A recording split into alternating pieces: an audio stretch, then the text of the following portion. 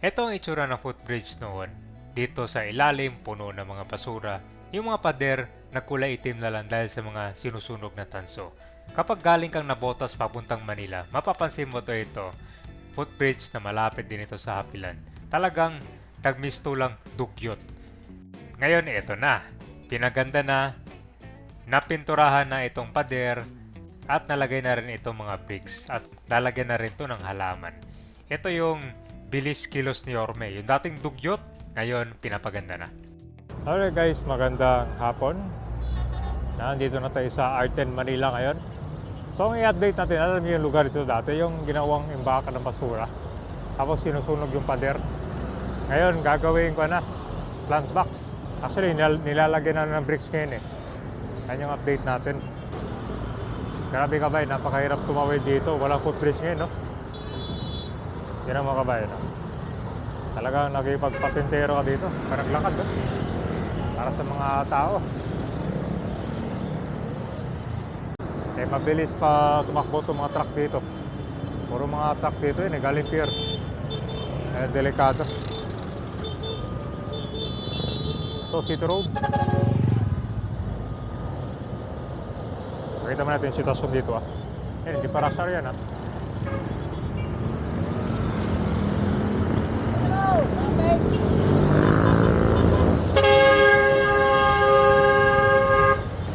Okay, tara guys.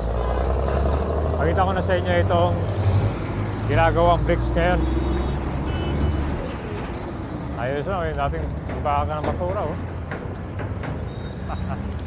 Big improvement. Okay, so kinakabit na yung bricks.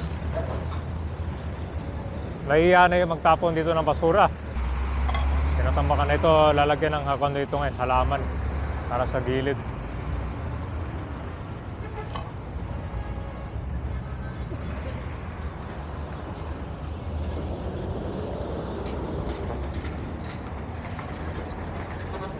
Talaga pag may malasakit yung namumuno dito kabayan, talagang makikita may pagbabago. Wala, buti nga naagapan tong pader kasi kung hindi, baka malusaw yan sa sobrang init.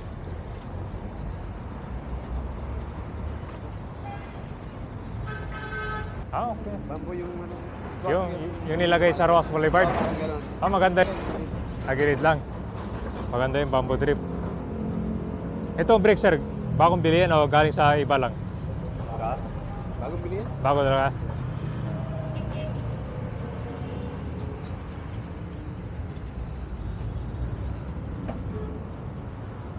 Doon pa yata sa Kalate. Yan yung finished product ko.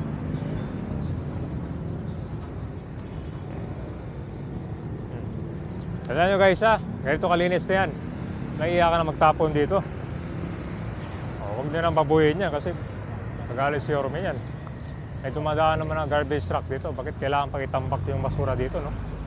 Kawawa naman. Gasos ng gasos yung Manila ito. Sumisikap, lilinisin. Yung mga talongges naman, tapon ng tapon. May sunog na naman, no? Bagong pintura lang yan.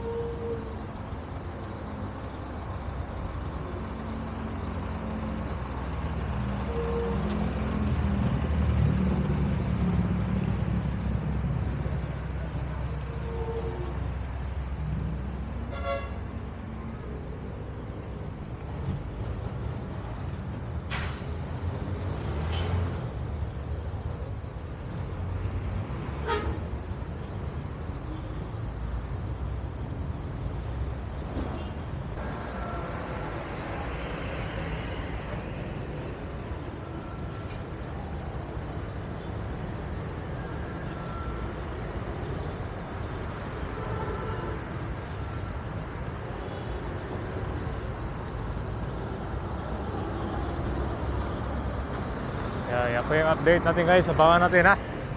So kung ito, ayun sa mga natanong natin bamboo, maganda yan. Meron ng bamboo na lagay dito guys doon sa may sa Roas Boulevard. Pinong-pino na yung pagka-install nila.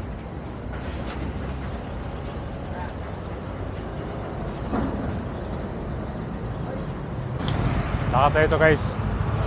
Ito yung mapuntang Aroma. Ito yung one of the biggest slum dito ng Manila eh. Ilang beses na rin nasunugan.